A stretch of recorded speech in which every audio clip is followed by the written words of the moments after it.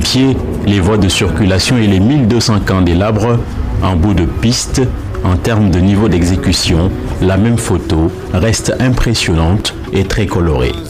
Après les grosses œuvres, il reste la dernière ligne droite pour fixer les structures métalliques et l'habillage en béton préfabriqué.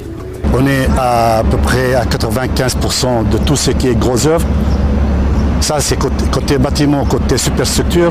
Pour les parkings avions, ce qu'il nous reste, c'est à peu près 40 ou 50% à faire. Il y a bien sûr beaucoup de matériaux qui vont venir de l'extérieur.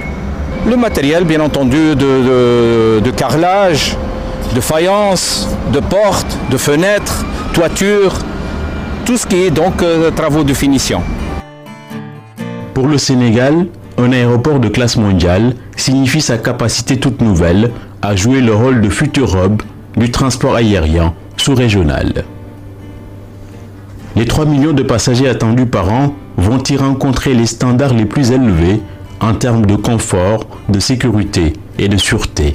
C'est un projet de grande envergure qui a demandé beaucoup de moyens, que ce soit donc des moyens humains ou technologiques, de pointe.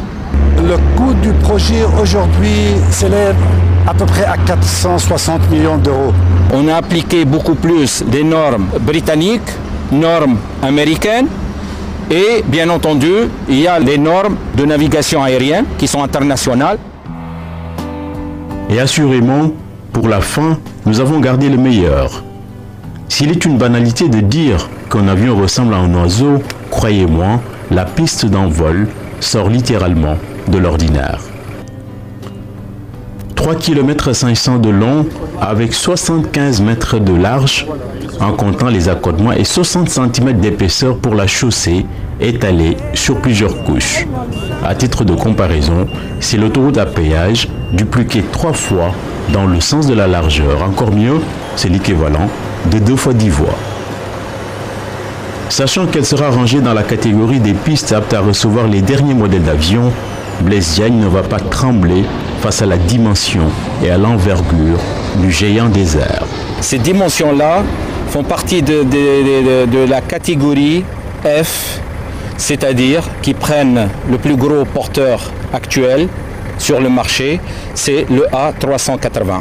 Pour éviter des problèmes d'orniérage, où on a des bosses créées par les charges lourdes, on a utilisé une formulation qui évite à long terme ce problème d'orniérage. Donc c'est un test bien spécial qui a été réalisé en France et on vient de recevoir les résultats qui sont bons selon les normes internationales. Nous savons fort bien que tout reste à faire encore dans nos pays.